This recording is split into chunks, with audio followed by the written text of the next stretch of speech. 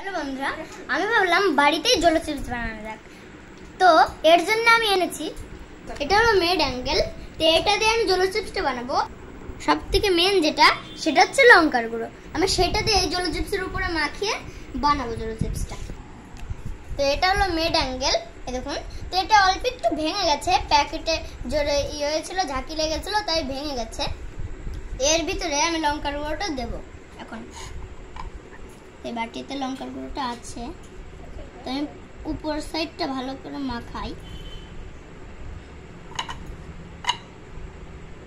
এবার পিছনের এদিকেও ভালো করে মাখিয়ে নিই।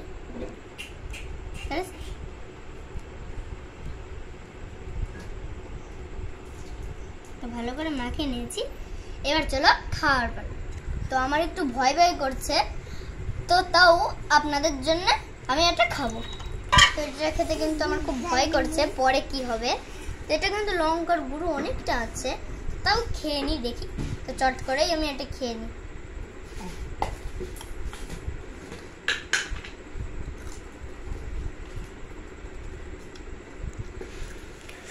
তো বন্ধুরা, এটা খুব ঝাল। এখন আমি মিষ্টি জিনিস খুঁজে যাচ্ছি, কারণ আমি তো খুব ঝাল লেগেছে।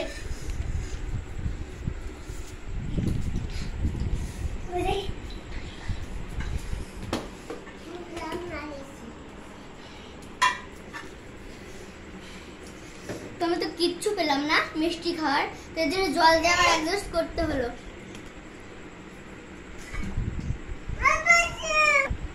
খুব ঝাল ছিল কিন্তু এটা। এই জায়গায় আমি আসল জলো চিপস খেতাম, তাহলে তো আমি মরেই যেতাম।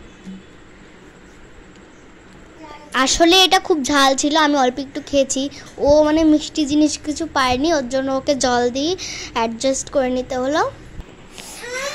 তো এটা খুবই ঝাল, আমার কিন্তু এখনো খুব ঝাল লেগেছে আছে, এখনো ঝাল কমেনি।